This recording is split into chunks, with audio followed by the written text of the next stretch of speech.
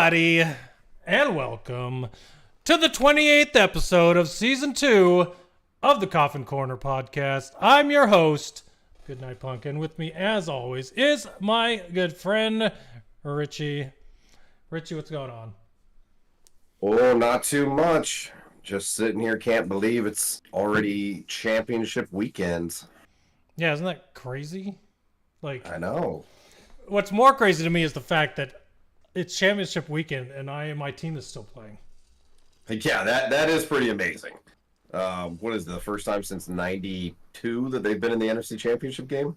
Yeah, it's since '92. And the funny part is also the first time they've ever had two home playoff wins in the same season.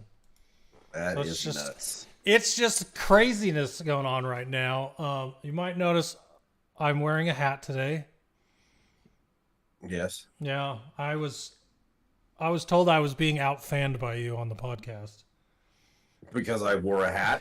Because you had a hat on, so I've got my. Do they not realize it's week. Because I'm too lazy to do my hair? Yeah. It is nothing. All right. Oh, let's see it. That's why I'm wearing a hat. I don't have that problem. I have far less hair than you. Because I woke up 10 minutes ago and was like, well, this is easier. Yeah. I didn't tell him that, but now you've told him yourself. Well, now next podcast, I'm going to wear face paint just to out-fandom you. Dude, that would be awesome. I would crack up. You just pop your camera on, and I'm like, oh, hello there. Stare on the camera, and I'm just completely face painted out. And I don't know what Commander face paint would look like. Maybe just a big W on I would the say a face. big W across your face. Yeah. That would be awesome. Well, this week, the top 5 includes head coaches because of all the craziness with head coach openings that went on this week. So I decided to go with a top 5 that also talked about head coaches. So I went with the top 5 NFL current head coaches. Who in your mind is a great coach? You see them probably staying with who they're with. Obviously, you didn't know all this when I set this up, so you got your own set of qualifiers for your group. For me, it was people that I look at and I see they've either been in the league a long time, and there's a reason for that, or I see them on the same stage as some of these other coaches that can stick around for a long time just because of how good they are. So, and it's funny. Yeah, I got a question about your first one.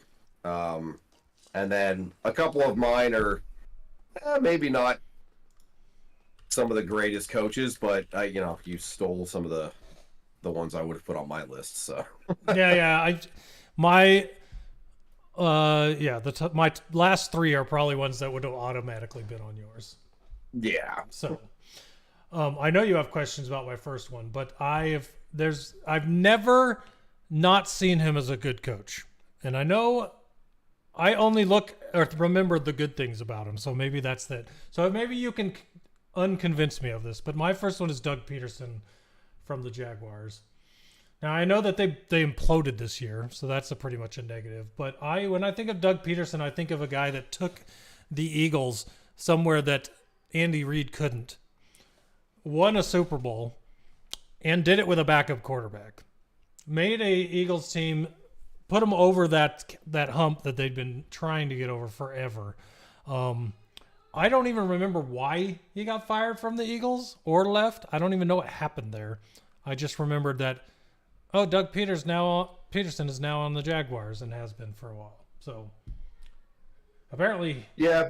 If I remember correctly, like it was more he just got fired because they struggled after the Super Bowl, but it was with Carson Wentz it's probably. Thing of Nick Sirianni, how everyone's like this year, they should fire him. It's like he just led them to the Super Bowl, and then you have one bad year and everybody wants you fired. Like that's the reactionist NFL.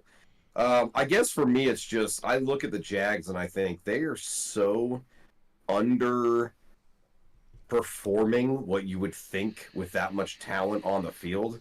I don't know if Doug Peterson lasts another season. I thought he got fired this year, to be perfectly honest. The way collapsed.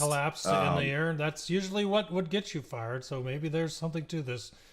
Him actually being decent, at least. Yeah, I don't know. I think part of the problem too is just Trevor Lawrence underperforming. You know, he was #1 pick, and everybody wants to say he's a great quarterback, but I just haven't seen him be that good.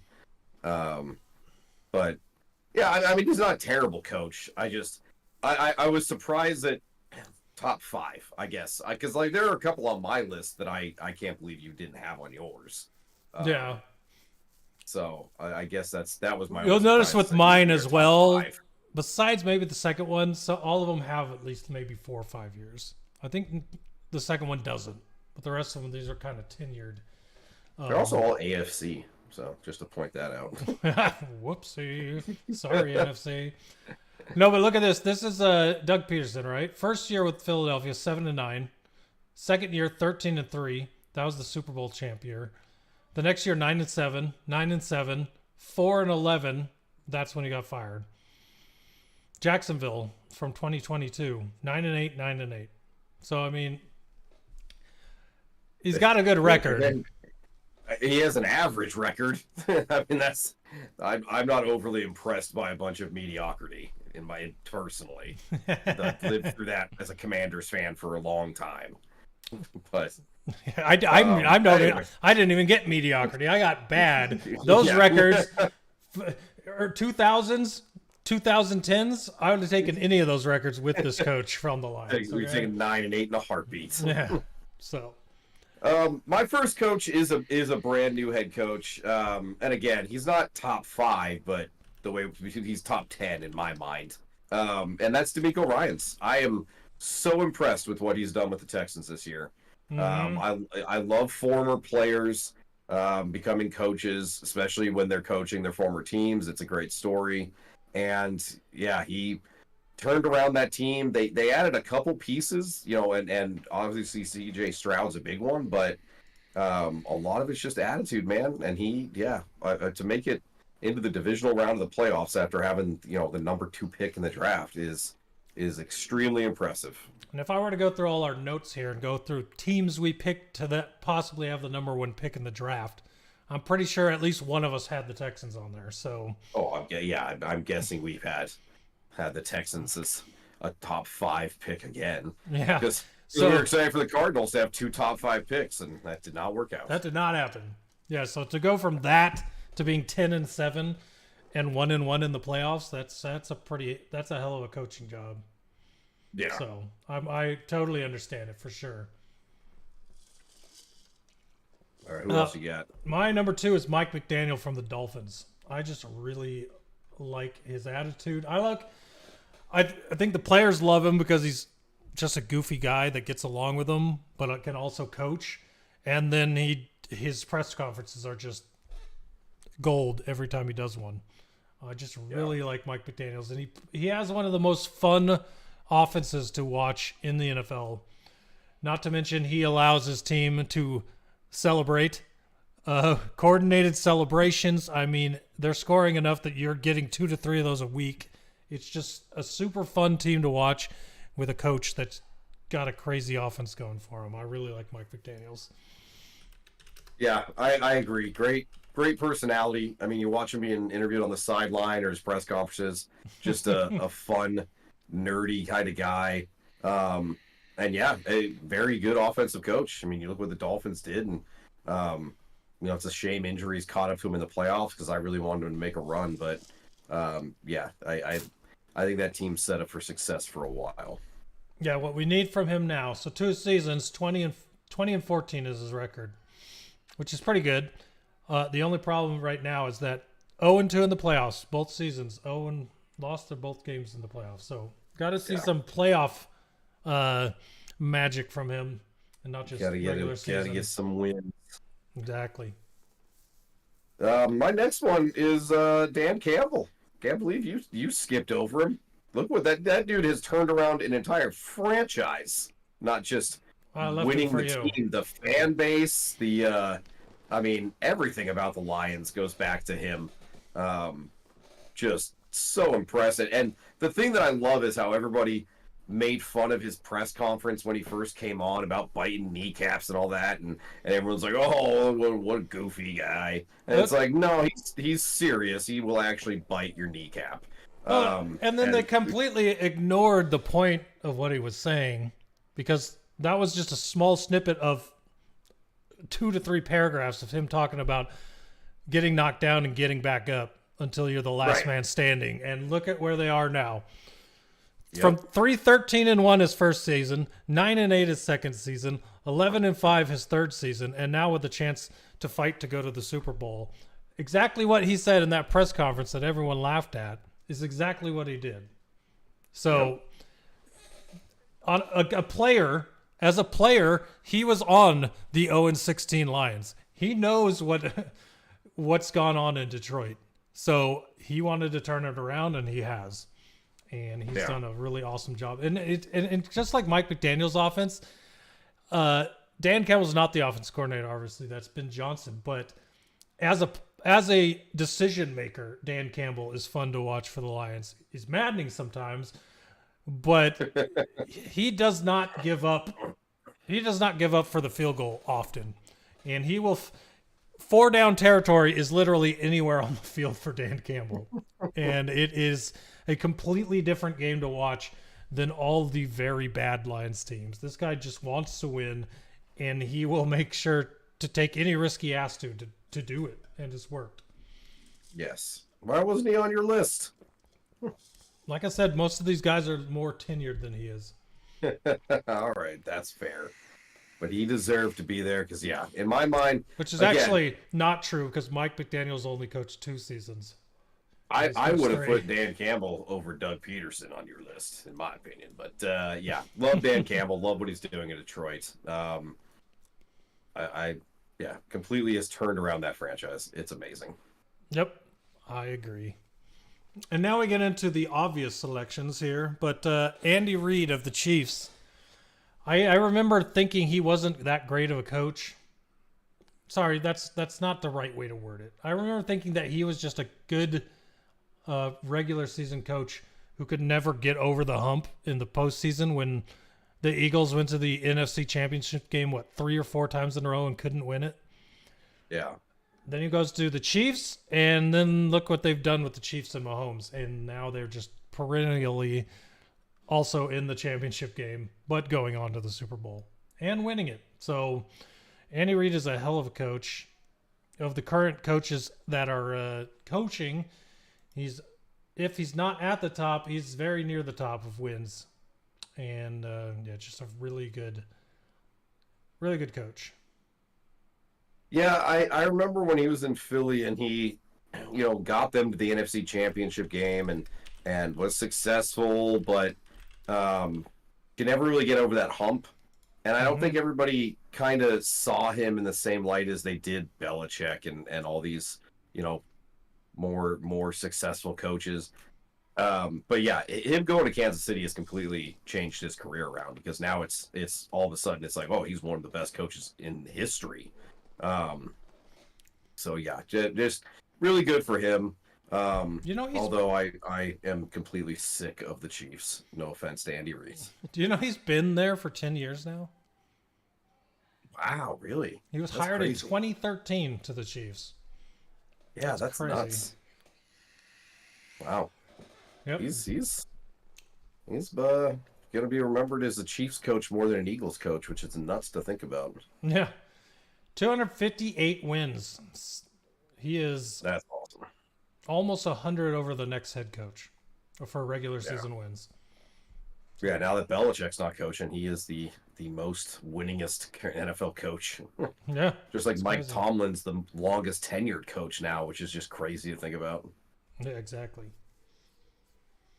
My third one is a brand new head coach, but he just won the national championship. So, of course, he's in my mind, a very good coach. And that's Jim Harbaugh.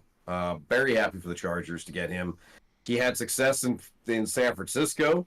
He goes to college and wins the national championship, and now he's back to try to win a Super Bowl. And I love it. I love his mindset. I love his attitude. I know he has some controversy in Michigan, But I'm excited for the Chargers. They've got a fantastic coach. They've still got a bunch of talent. Should be a completely different Charger team next year. Yeah. Jim Harbaugh, 44-19-1 NFL record.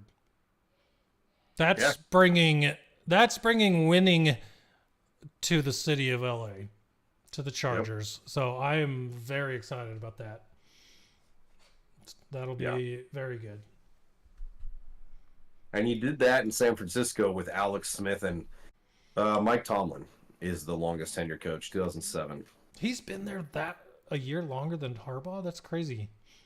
Okay, yeah. Same conference, too. Isn't that nuts?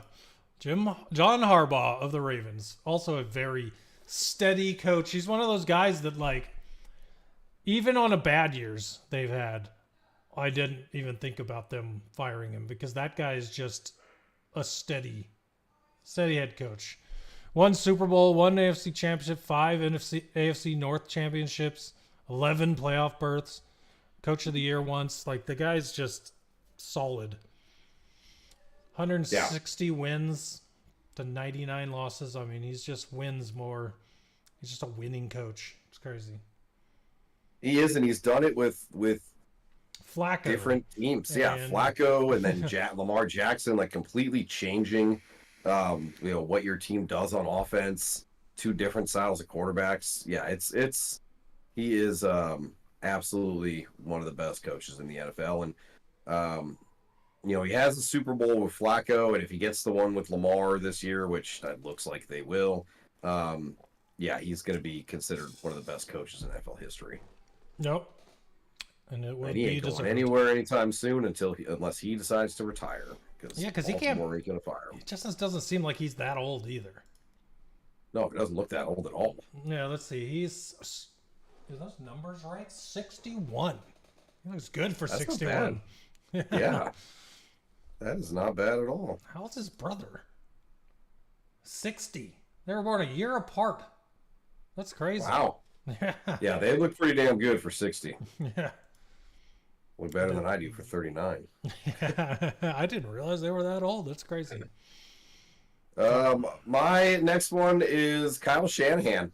That dude in San Francisco is just constantly having success. Doesn't have a ring, but they are always one of the best teams in the NFL. Right now, they have so many freaking weapons. They look like the best team in the NFL. He's doing it all with the last pick in the draft, Brock Purdy. Just a great offensive mind. People remember the Falcons-Patriots Super Bowl where he was the offensive coordinator for Atlanta, but look what he's done in San Francisco. I look back to when he was on the Redskins with Mike Shanahan and just think about, God, what could have been if our owner wasn't a fucking terror. 2017 he was hired, so that means what? 6 years? 6 years, he's 64-51 with 4 playoff berths, 7-3 in the postseason. Yeah, that's pretty damn good for 5 or 6 seasons. Yeah, good postseason record. Yeah, 7-3. That's pretty crazy. My last one is the one coach in the NFL that besides Belichick before he was gone and hasn't been hired anywhere with 2 spots left, Mike Tomlin. This guy's crazy. Like, it's insane to me that a guy can be hired in 2007. So what's 16 years of winning football? Never having a losing record? A win-loss record of 173-100. And 2 times. That is pretty nuts.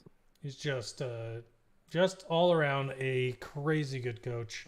Super Bowl champ, 2-time AFC champ, 7-time AFC North champ, 11 playoff berths. He's just, when I think of coaching and long-time coaching, Mike Tomlin in the NFL is the one I think of, if not Belichick. And I was talking with someone at work about this and how this is what also kind of where this came from, but you don't see coaches stick around for like this anymore. No. Like, I'm looking at it. The only long-time head coach, two longest are Mike Tomlin and John Harbaugh. Then you've got Andy Reid, and that's only at 10 years. The next closest is Sean McDermott in 2017. You don't get the long-time head coaches like that anymore, which sucks. But, because it's more fun. I think it's more fun seeing coaches that are there for a long time if they, continue to have success. But it seems like everyone gives up on people when they have one bad year all the time now, even if their team is good. Like the Nick Sirianni one-and-done thing. coaches are kind of rough, and I would question a lot of those teams that fire coaches after 1 year or sometimes in the middle of their first year. That's a little ridiculous. But I think if you get 3 or 4 years and you're not showing any signs of progress, then what's the point in waiting around forever? I just think back to the Commanders should have fired Ron Rivera 2 years ago when it was clear that he wasn't the right guy. Instead, we suffered through a few more years. But then I think back to Chicago. Lovie Smith, they fired him after he went 10-6 and made the playoffs, I think. Like, they just got tired of making the playoffs but not winning a Super Bowl. Well, how do you think Chicago would feel right now about making the playoffs? Like, sometimes it's okay to make the playoffs even if you're not winning the Super Bowl. Like the Steelers, constantly making the playoffs. You know what? Sometimes that's pretty damn good. That'll sell tickets. That gets your fans interested. But when you're constantly in the top 5 of draft picks, then, you're not going to fill your stadium out. But that's like the Lions and first time making the playoffs in multiple years. And then they fired our coach. God, I can't remember his name now. Was that Jim Schwartz? No, it was, oh God, no. It was the guy used to be on the Colts. Jim Caldwell. Oh, Caldwell, yes. Yeah, great exactly. coach. Led us to the playoffs, and then they're like, we didn't win the playoffs? Well, that's not acceptable here anymore. And then what happened? We were losers again. It's like, why would you fire him? He was doing something. Yeah. And then they're like, but Matt Patricia is going to lead us to the Holy Land. Okay. Yeah. Matt Patricia's the guy because he knows Belichick. Look how good Josh McDaniels is. Mm-hmm. Yeah. My last coach is Sean McDermott from the Bills. Just super impressed with what they've done in Buffalo. Buffalo for a long time was a joke franchise, and the last couple seasons they've constantly been fighting for, AFC Championships and winning their division, and a lot of that goes to Josh Allen, but I like what Sean McDermott's done there. It reminds me a lot of Dan Campbell and the Lions, like what McDermott's done the last few years, how I see the Lions going the next couple of years. Just a franchise kind of reborn. 73-41 his record. And if you're looking at head coaches winning percentages, that puts him 5th in all active coaches. Yeah. So, I'd say they're in a good spot there with Sean McDermott. 4 AFC East championships under him in his 6 years. So 4 out of 6 years they've won their championship. 6 playoff berths in the playoff every year he's been there. Yep. Yeah, I'd say he's doing a pretty good job. I agree. Dude, never mind my issue that I'm currently having, but let's move into the news. God, my finger is like on fire. It's bleeding? Yes. You want to go wash it? I'll go through the news. Yeah, give me a second. Band-aid on your hand? Yeah. Yes, give me a second. All right. So new head coaches, there were a lot of openings filled this past week. We mentioned Jim Harbaugh with the Chargers coming over from Michigan. Super exciting for the Chargers team, the fan base, Justin Herbert. I mean, that is going to hopefully turn that team around. Falcons hire Raheem Morris. Huh? I'll say, you get a coach that just won the national championship.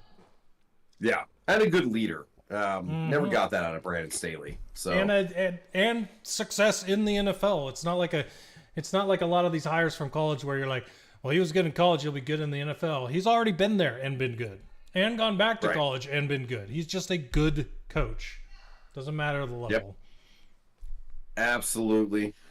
Falcons hired Raheem Morris, Rams defensive coordinator. If I remember right, he was the Bucks interim head coach or head coach for one point. I've always liked him as a DC, so He's I think it actually was a good got hire by the Falcons. he's actually got a good chunk of NFL stats as a head coach. He's 21-38. Give me a second. I will be right back. Yeah, I hear them in the background. Yeah, so yeah, I mean, I remember. I think it was the Bucks he was the coach of, and not super successful, but I like him as a defensive coordinator, and I think it was a good hire by the Falcons. There were a lot of talk about them going after Belichick, but no offense to Bill Belichick, but I don't think he's cut out to coach in the NFL anymore after the last couple of years he's had. Raiders promoted Antonio Pierce to full-time head coach. Smart choice after what he did for them in the second half of the year as their interim coach. The players really rallied around him. Max Crosby had apparently threatened to demand a trade if they didn't hire Antonio Pierce. So that just shows that he's won over the locker room, which is a big part of being a coach. Is you got to lead the team. It's not just calling plays and scheduling practices. Players have to respond to you. And I think Antonio Pierce clearly showed that the Raiders responded to him. So good for them. Titans hired a Brian Callahan, Bengals offensive coordinator. He's worked with Joe Burrow. Bengals have had one of the best offenses when everybody's healthy the last couple seasons. So good hire for the Titans. They went from a defensive coach to an offensive coach, which is usually how it works. They always switch after somebody gets fired. So interesting to see what Brian Callahan does with Will Levis and all the Titans offense with Derrick Henry probably gone, and how that team looks under a offensive minded coach. Yeah. So I was going to give you a chance to yeah, I can hear you now. I'll give you a chance to speak your mind. Yeah, so the Brian Callahan one seems like a pretty solid hire considering what the offense of the Bengals has looked like since they got Joe Burrow. So that's going to be exciting for the Titans at least. For a Titans offense that I feel like for the past under Mike Vrabel looked very, very boring. So hopefully I can figure something out there. The ball quite a bit, but I think now with Henry gone and a more pass happy coach, interesting to see if they roll with Will Levis into next year and how he develops. Then they've got, what was that receiver's name they drafted that hasn't done Treylon anything? Burks? Yeah. Yeah. Like they've drafted him in the first round and it's like, well, you could really break out next year if they decide to throw a bunch. So I like that one. And then this one makes me laugh, to be quite honest. The Panthers hired Dave Canales, who's the Bucs offensive coordinator. Nothing against Dave Canales, but he was not on the radar of coaches at all. Like he was not one of the names being thrown around as potential head coaches. I think the Panthers had to settle because no one wanted to work. No one wanted to go there. Yeah. Did you see who they signed as their GM? No. Dan Morgan, former linebacker of the Panthers. Oh yeah. So that's basically they just taking what they can get. Nobody wants to work for David Tepper. Like that dude just seems like a damn lunatic. Dave Canales and Dan Morgan better stay there for a good chunk of time because if they don't, I doubt it. Then no one's going to work there. Yeah. Like, and here's the thing. You keep sullying your own name and dragging yourself through the mud. You're not going to win games because A, you're not going to have the talent that wants to go there. You're not going to have the coaching and you're not going to have GMs there to be able to put together the teams. Your attitude, your stupidity, your firing people in the middle of the seasons over and over is just going to make your team the bottom of the league for the rest of their lives. Yep. And I know this as a Commanders fan because that's what Dan Snyder did to us for 20 some odd years. Yeah. So yeah, I'm interested to see. The problem in Carolina, I think, is Bryce Young. So it's like I don't see Dave Canales getting a whole lot out of him and probably getting fired at the end of next season. So, Which kind of sucks for him because it's, I like Dave Canales. yeah, I think he did good with Baker Mayfield this year. Like it's Yeah. just I don't know. The Panthers are just a freaking mess, man. That they are. But we'll see. Maybe Dan Morgan can turn them around. Exactly. So the last two head coach openings, Seahawks and Commanders, are still open. Seahawks seem to be very interested in Dan Quinn. Makes sense. He was their defensive coordinator during their Super Bowl year, so I can see him going back there. And the Commanders have basically all but agreed to terms with Ben Johnson and are just waiting to announce it. So, very excited for my team to be stealing from your team. Yeah, it's funny. Adam Schefter had a report card, basically, not a report card, but just a status update, basically, of all the head coach jobs, with the only ones left being Washington and the Seahawks. And everyone in the comments underneath this, where can I place my bet for Ben Johnson to the Commanders? Yeah. Yeah, it's like every report out of DC is that they've already agreed to terms. Like they've interviewed him. They obviously both, like, he wants to go there. They want him, and it's just I don't think they can announce it with playoff teams until after this weekend. So if the Lions win, they can still announce it, just like the Eagles last year with Jonathan Gannon and Steve Steichen. And then, of course, if the Lions lose, then he can be announced as their head coach tomorrow. So, yeah, I'm excited, obviously. And the thing that gets me is, like, Ben Johnson, it was like the number one target for a lot of teams. You know, the offensive coach, look what he's done in Detroit, look what he's done with Jared Goff. And we get him. Like the Commanders, the franchise no one usually wants to go to. Like, we got the GM candidate everybody wanted, and we're getting the coach candidate everybody wanted. Like, that's very exciting to be a part of, like, this complete change in culture for the Commanders. Like, going from the joke franchise that can never do shit. Now we get a new owner, new GM, new coach, new quarterback. I'm very excited.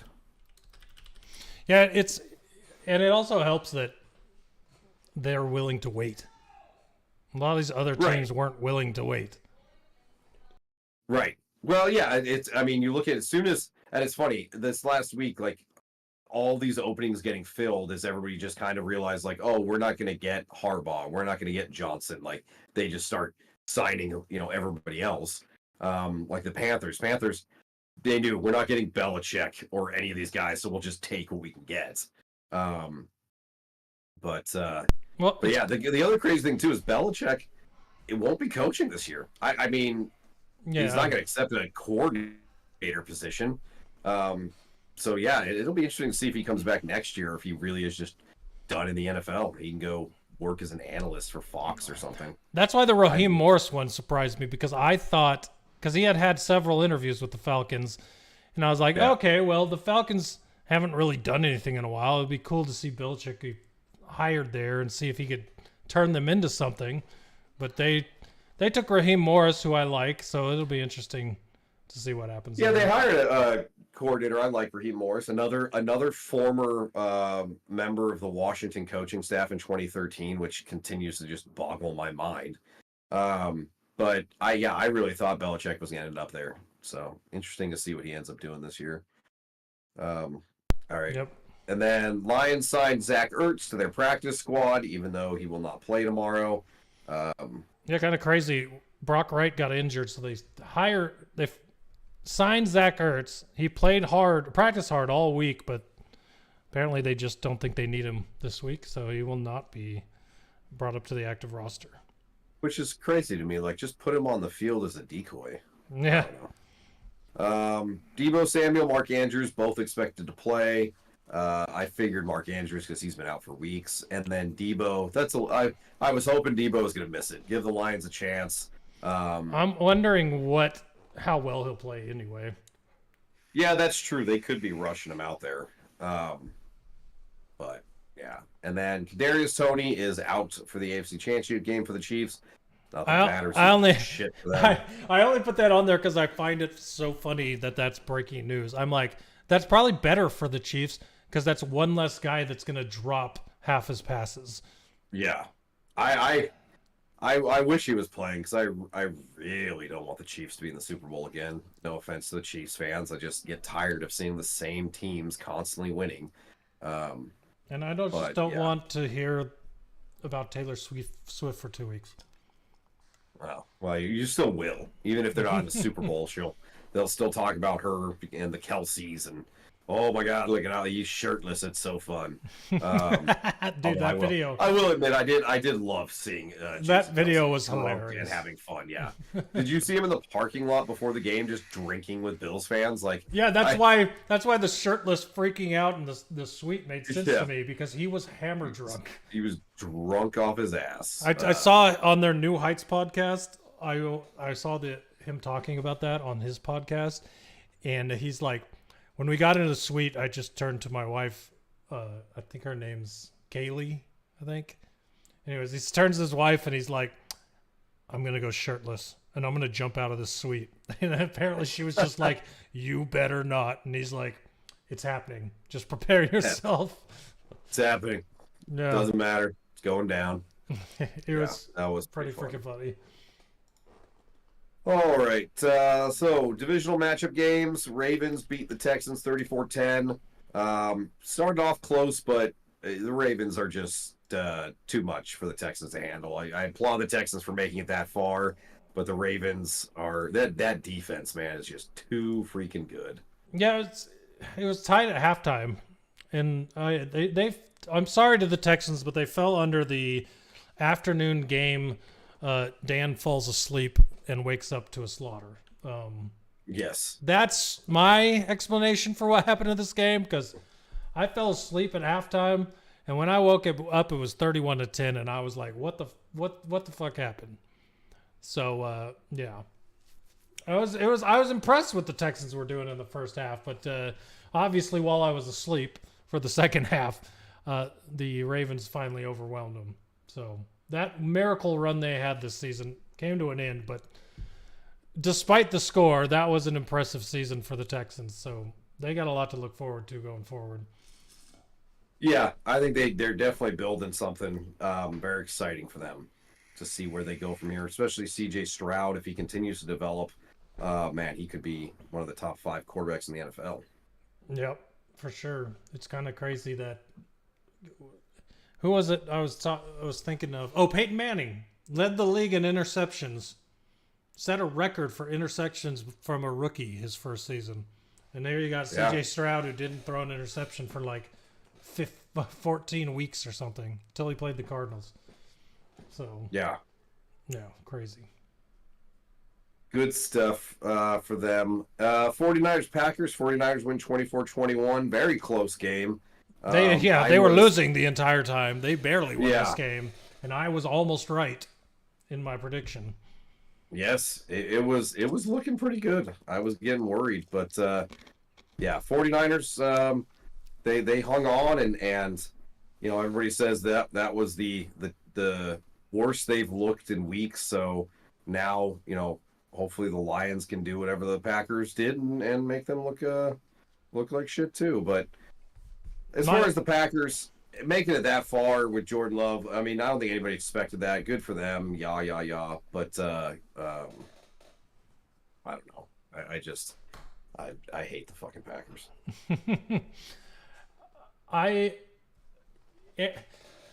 Aaron Jones, I like Aaron Jones simply because he went to UTEP. Even though I hate the Packers, him playing out of his mind the entire postseason, to me, is the only reason that they... Well, yeah, because he didn't do anything during the regular season when I had him on my fantasy team. So, of course, it was go hurt. Off in the postseason. I would say it hurt most of the season. But, yeah, he's what drove him in the playoffs, basically. He had a lot of yards.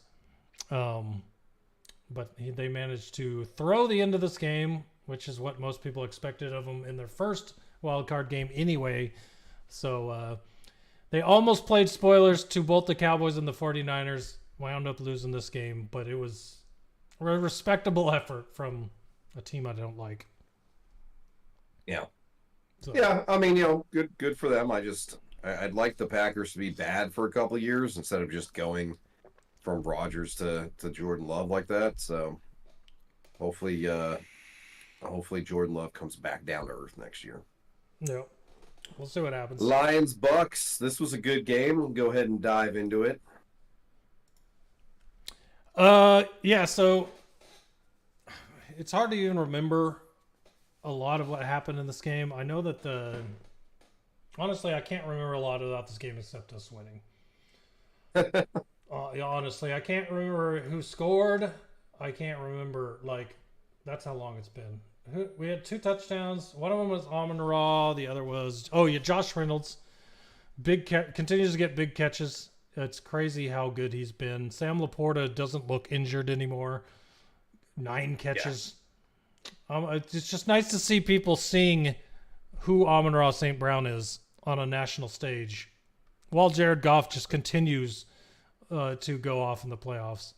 And Jahmyr Gibbs was the one last week. Like, yes. Lots been said about David Montgomery in our offense and his rushing ability, but Jahmyr Gibbs was the difference in that game. 40 yards receiving, 74 yards rushing, and a touchdown. Like, he was, when we needed a first down, it was Gibbs, and he did a lot to make that happen. And on top of that, you had our safety blitzes were insane in that game. Melifonwu had a 1.5. Brian Branch with 1. Jalen Reeves-Maben with a 0.5 sack to go with. Aiden Hutchinson's 1. So, I mean, plenty of rush on the quarterback during passing. And as far as their rushing stats, 89. So they still have not given up over 90 yards, unless they did last week. I didn't check. Still have not given up over 90 yards to a running back this season. So damn. They're just firing on all cylinders. And so the hope now is that Aiden Hutchinson and James Houston, who will be back this week, can just find a way to punish Brock Purdy, just get back there and make him uncomfortable, because even far less uncomfortable last week his throws were off. So if they can just get to him and make him uncomfortable, I think that they'll be in a good spot. So and absolutely. Hutchinson's playing out of his mind right now, so the odds of that happening are very good. But in this game, like, it was close until the fourth quarter, and the Lions just put it away. And yeah, that was good to see. Another week where we were in the victory formation to end the game instead of me having a heart attack. So yeah, the thing I remember of this game was the Bucks going for 2 after they had scored. Yeah. They were down by 15, I think, or 14. They're down by 14. Yeah, and then scored a touchdown and decided to go for 2. And Chris Collins was trying to explain it, and he said the odds of going for 2, the NFL average this year was like 55% getting it, which, hey, that's pretty good for the NFL average. But the odds of kicking 2 extra points is 95%. And I'm like, one of those is higher, you fucking idiot. And yeah. I just, listening to Chris Collinsworth try to explain why dumb decisions are the right decision was just so annoying to me. Like, it drove me nuts, man. I could not, because the thing about saying the NFL average is 55%, fantastic. That means nothing. What is the average of the Buccaneers offense against the Lions defense? Mm-hmm. Like, you can't say that, well, the Patriots go for 2 and they get it 80% of the time. So if I do it, I'll get it. Like, no, dumbass. They're completely different variables. You can't compare them. I think the most confusing thing of this game to me was at the very end during the victory formation. Did you hear about this or see this? No. Everyone's questioning Todd Bowles'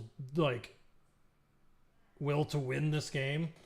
So with 35 seconds left and 14 seconds on the play clock, on third down, Jared Goff kneeled the ball with 14 seconds left on the play clock. So the Buccaneers had a timeout.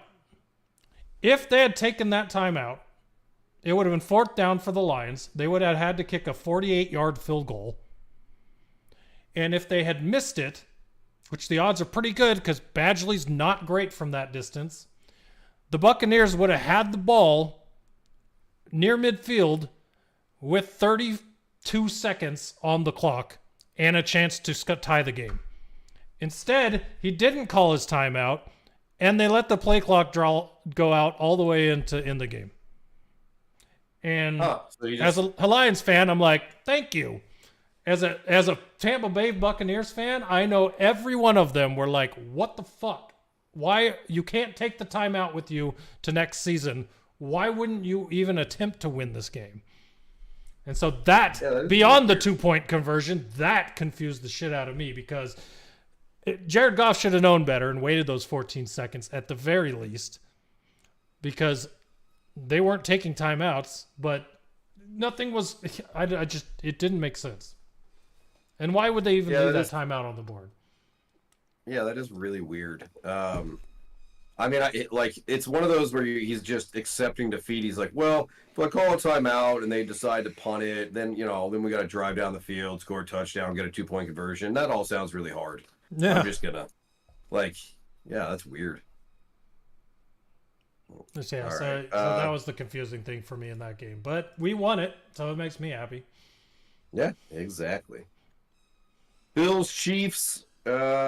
Chiefs get the win because the Bills decided to go for a long field goal at the end of the game rather than get a couple more yards and make it a little easier. And also because the refs cheat. I don't know. I hated this game. I was getting so pissed. Yeah, it was weird. It was a weird one. There was there was a play where they called pass interference on the Bills, which the rule is you can hit people within the 5 yards of the line of scrimmage as long as the ball's not been thrown. He hit him. A second later, the ball's thrown, and they called interference on him, and that gave them, instead of it being fourth down, it gave them the first down, and that's when they went down and scored. The Bills got screwed. No two ways about it. And the funny part is, that third down play, they ran it, it happened, it was incomplete, no flags, and then it took them 15 seconds to decide to throw a flag. And then... Yeah. And then, because the NFL had to call down and say, whoa, we need the Chiefs to win here, guys. And then the Bills didn't challenge it. It was like, okay. It was weird. But that fucking pass interference is something, if I were a Bills fan, I would remember for the rest of my life. That was egregious at this point. How do you every single replay shows him hitting him before the ball's even in the air. And that's not pass interference. What? Anyways, Chiefs move on. Well, as I tweeted, Taylor Swift moves on. Yep. Got to keep that going. Got to keep the eyes and butts in seats watching the Swiftie. But yeah. I don't know.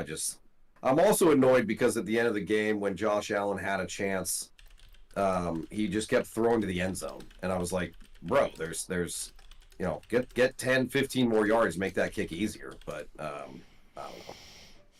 Very frustrating game. Just one of these days the Bills need they deserve their shot, but we'll see. All right, well, let's dive on in, check up on our playoff seeding and picks. I am down to the Chiefs, and that's it in the AFC. I've only got the Chiefs left, but I did not have them making the Super Bowl. And you only have the Lions left, also not making the Super Bowl. So your picks in the end, the furthest you got, you had the Chiefs and the Lions in the NFC and AFC Championship, which I'd say getting 2 out of 4 is pretty good. Even if you didn't get anyone to the Super Bowl. Yeah. Because I'm in the same boat. And after this week, I would like to be in that same boat. Because I can still be in the same boat as you. Because I still have the Chiefs and the 49ers in the championship. I have the 49ers over the Eagles in the NFC Championship, which is obviously not going to happen because it's 49ers versus Lions. And I would much rather have the Lions beat the 49ers and the 49ers be out of my Super Bowl picks. But currently I have one chance at getting one Super Bowl team correct. But yeah, so far I'm 2 out of 4 as well. Be wrong. Oh, I'd much rather be wrong. That's all I want is to be wrong. So yeah, that's where we are. Next week, I hope that we both just don't have anyone left in the Super Bowl and we're good to go. And since I picked the Bengals to win the Super Bowl, it's not like it really matters. Yeah. All right. And you picked the Bills, so we're both just screwed now. Well, you're less screwed because at least the Bills made the playoffs. The Bengals, on the other hand, didn't even make the playoffs, so I was screwed from the beginning. But that's true. But all right, well, let's dive on into our picks for the conference championship round. We got the Chiefs at the Ravens. Ravens are favored by 4. I'm still gonna take the Ravens. I don't care about the Chiefs story. That's fine, because I was going to take the Chiefs just to jinx them, so that works for me. You've seen the NFL logo conspiracy, right? Yes, 49ers Baltimore, which is crazy because I saw that like in September.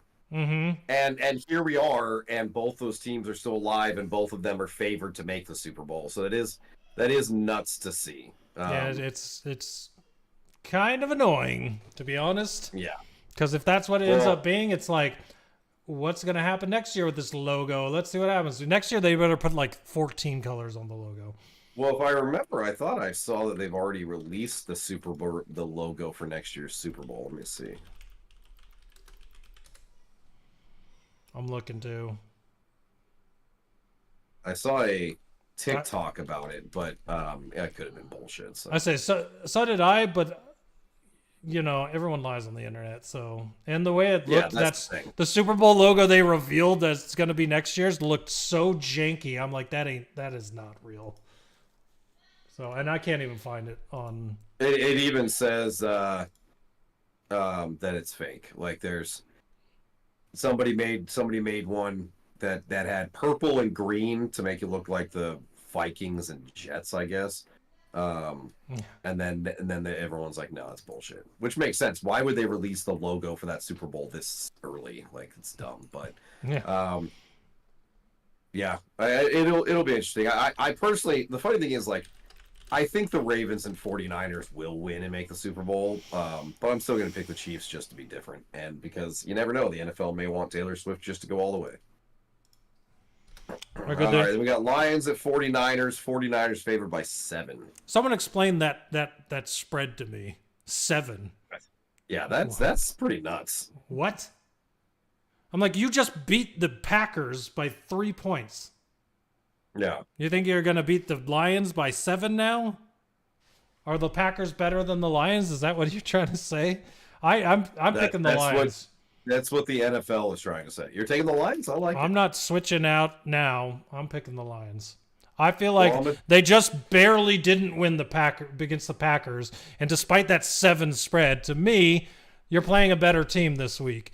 And the Lions are rolling. Not only that, but the whole city's behind them and the country at this point, because I would almost guarantee that every fan base that's not in the playoffs is rooting for the Lions over any of the other 3 options. So yeah, absolutely. They're rolling. Everything's behind them right now. The 49ers looked bad last week, and if Aiden Hutchinson can just destroy Brock Purdy, they're going to be in big trouble. So I'm taking the Lions this week. I like it. I'm taking the 49ers just because I'm a pessimist. So good. That if we both picked it, then no one would have jinxed them. So yeah. Now this is just regular picking, but I mean I obviously want the Lions to win. I look at the NFL and think it's all a bunch of bullshit. Although, to be fair, a Chiefs-Lions Super Bowl, after that being the first game of the season, and then it ends up being the Super Bowl as well, would be a pretty neat narrative for the NFL. So maybe that's what they want to happen. and it would throw the logo conspiracies out the window. They need to get rid of that thing. Because if it happens again 3 years in a row and it matches even with the winner part, like, you're looking pretty dumb. Especially with all the script stories and all this other. Yes. So. Though whoever scripted the Lions to the championship game, I would like to thank you. So. Yeah, hey, that's a nice script. They dusted off one from 30 years ago. Yeah, exactly. They're like, oh, it's a reboot. You know how they reboot all the TV shows nowadays? They're like, hey, let's reboot the Lions. We're gonna reboot the 1950s Lions. Yes. Maybe then it's been long enough. Maybe in the 2020s we'll win 4 championships like they did in the 50s. That would be pretty amazing. Can you imagine? I would love everything. All right. Well, that is going to do it for this week. Yeah, we'll see what happens. I'm excited for tomorrow, but who knows? It's gonna be good. It's gonna be a lot of high pressure, edge of your seat, yelling at the TV, but it's gonna be fun. Exactly. Yeah, my puppy's not gonna love that. I also think it'd be amazing if the Lions won, because then, like, when I come for the Super Bowl, and your team's in the Super Bowl, like, talk about fucking high pressure. Oh yeah, that would be fun. I still, one of my favorite memories ever is the 2008 Super Bowl with the Cardinals and the Steelers. Cardinals and Steelers, just one of the most fun. Even though the Cardinals aren't my team, Cardinals losing. Even though the Cardinals aren't my team, just rooting for them during the Super Bowl. And even more fun was the fact that there was a Steelers fan at my house. So the back and forths, all the screaming, all the yelling, all the fun, all the shots, man, that was a crazy day. So if the Lions made it, I can't even imagine how crazy that would be. So nice. We'll see what happens. But that's going to do it for this week, everybody. Thank you for watching. If you don't already do it, as always at the end here, I'm going to throw out some social medias. You can follow us on X, Twitter, Coffin Corners. You can follow us on TikTok, Coffin Corner Podcast.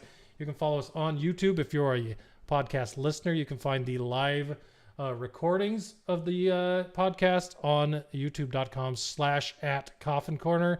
And you can find the audio podcast anywhere you can find podcasts.